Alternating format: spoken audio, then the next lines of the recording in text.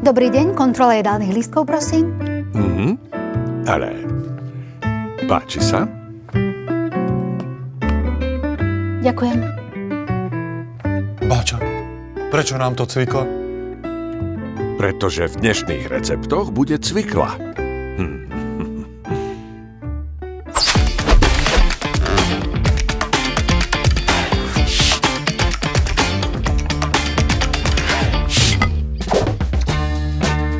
Ja som na prácu s cviklou pripravená. To je dobre. Tak spravíme fantastický cviklovo-zeleninový krém, navrch chrumkavé keľové čipsy, trošku síru. Čiže polievku, hej? No, áno. No a z toho, čo zostane, pripravím cviklové palacinky. Je toto najjednoduchšie, čo môžete z cvikly podľa mňa vyrobiť. Ja tu mám šalotku a koreňovú zeleninu, petržlen, mrkvu, sedano, teda stopkový zeler, samozrejme cvikla, ktorú už mám predvarenú, aby to pekne išlo plynulo. Toho si spravíme krém. Keď sa povie krém, tak ja si proste predstavím niečo, čo je sladké, alebo niečo, čo sa dáva na tvár. Keď niekto povie, že ide variť krém, tak sa mi zbehnú slinky, lebo viem, že to bude vanilkové, alebo čokoládové, alebo karamelové. Ale cviklové. Spravíme dobrý základ, dáme tam zeleninu, pretlak, vývar. Nech to má poriadne chute silné. Dáme si šalotku na spenené masielko. Krása. Môže byť? Aha. No čo povieš? Zase to chceš len uponáhle, čo? Ešte pár sekúnd aspoň. Dobre, spravíme taký kompromis. Čo povieš? No dobre. Môžeme tam dať zeleninku. Veľmi sa teším zo spoznávania nových vecí a preto aj veľmi rada sprostredkovávam nové recepty, nové chute, nové finty. Preto ma stále vidíte s telefónom, ako natáčam niečo, čo sa mi páči, čo práve robíme. Pekne to už začína voňať, že? Ešte si dokrájem aj zvyšnú cviklu. Inak cvikla vie krásne zafarbiť napríklad aj vajíčka. To by sa nám hodilo aj do tej polievky. Hej, ako ozdôbka? No. Tak teda dajme variť aj vajíčka. Dobre. Ja milujem na tanieri farby. A keď môžem niečo ozvláštniť, tak to vždy veľmi rada urobím. A ponúknuť vajíčka, ktoré sú zvonku červené, vnútri sú biele a potom žlté. Veď to je pastva pre oči. Teraz mi pomôž nájsť hrniec. Veď pomôžte mi, kde je hrniec? Pomoc, hrniec. Ja ho nemám. Hľadáme hrniec. Videl niekto hrniec? Máme pokrievky. Hrniec. Ty keď varíš vajíčka, tak si stopuješ? Ja si stopujem, lebo naozaj vajíčko môže byť uvarené na milión spôsobov, čiže naozaj tam tá minúta je celkom dôležitá. A dávaš už do vriacej? Áno. Dobre, OK. Fú, prešiel som testom? Áno, u mňa určite. OK. Tak koľko? 8 minút? Aj som tak 6-7 išiel asi. Hej. Ešte pekne to žltko také rozpustené. Čo povieš na ten základ? Spraviť dobrý základ je základ úspechu. Ja by som tam dal teraz ten pretlak. Za mňa určite. Plnohodnotné paradajky. Pekne nám to syčí. Ono naozaj je dobre mať silnú tú koncentrovanú chuť. Krásne to vyzerá. Vajíčka sú hotové. Keď treba šúpať veľa vajíčok a nechceme sa s tým piplať, tak ich treba dať do veľmi studenej vody, aby sa potom jednoduchšie šúpali. Vajíčka šupnem do cviklovej šťavy, necháme pekne postať. Ja už by som tam možno dal aj ten vývar. Ja tu na to čakám už pol hodinu.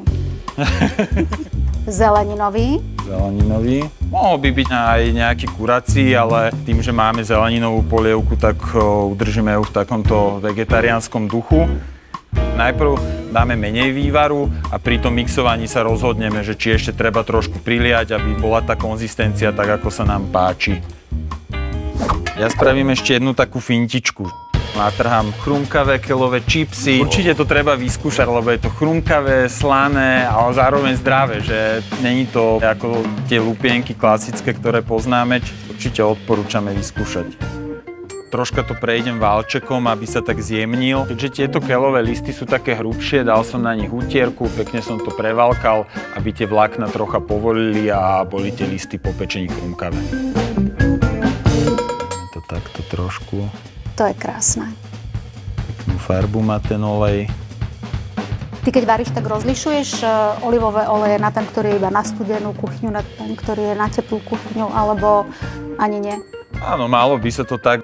Olivový olej, ten panenský hlavne, býva trochu taký horkastý, takže je skôr hodný na tú studenú kuchyňu.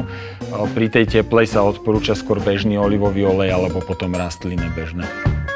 Takže potrebujeme z obidvoch strán? Z obidvoch strán. A pôjde to na 100 stupňov do rúry na nejakých 10-15 minút. Čipsy sú hotové? Pozri. Wow, chrumkavé. Chrumkavé. To vyzerá fantasticky. Môžem ochutnať? Tento maličký, hej? Máš ten sol? Aha. Mňam. Dobre? K telke? Prišiel čas na moje palacinky. Konečne.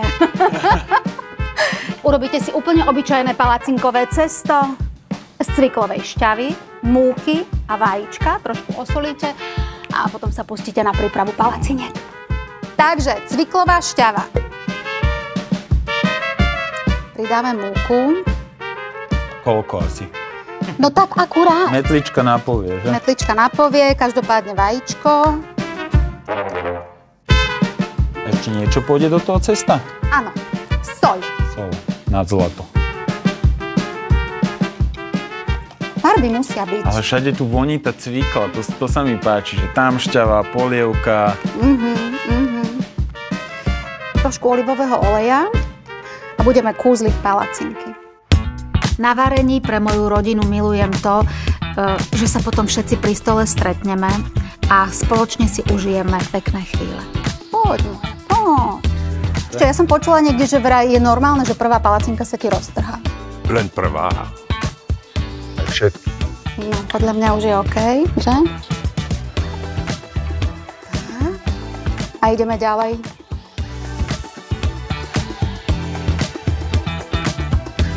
Ale musím ti povedať, že vyzerajú nádherne. Toto som fakt ešte nevidel, aby boli takto krásne palacinky. Teraz tie palacinky veľmi jednoducho natriem nejakým natierkovým syrom. Aby to vyzeralo krásne farebne, použijeme baby špenátik, listy, zvinieme, prekrojíme, naservírujeme a ja mám hotovo. Vyzerá to fakt krásne, netradične, som povedal, že z tradičného netradične, ale je to krásne. Toto sa mi páči, lebo naozaj je to jednoduché a efektívne a efektné.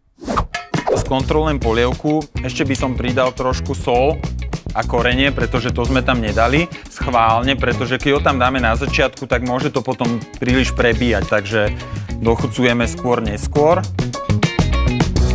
Toto si musím zapamätať. Dochucujeme skôr, neskôr. Zoberiem polievku a idem ju rozmixovať. Mám tu rozmixované. Oňaj. Môže byť? Dáme do taniera. Vidíš, že je to také husté, ako si chcela. Wow, nádherná farba.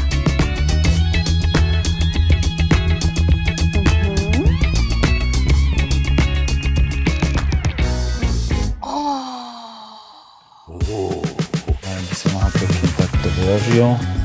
A je to. Nádhera. Tak, naše dnešné menu je hotové. Červená s červenou, s fialovou, zelenou a bielou. Pekne nám to ladí dokopy, čo povieš?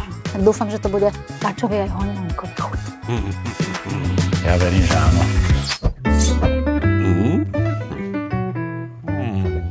Dobrú chuť. Ďakujeme. Ďakujeme. Bačo, ale teraz neviem, ktoré je tradičnejšie a ktoré je hlavnejšie. Ja mám s cviklou. A ja? Popробujme. Dobrú chuť. Ďakujem.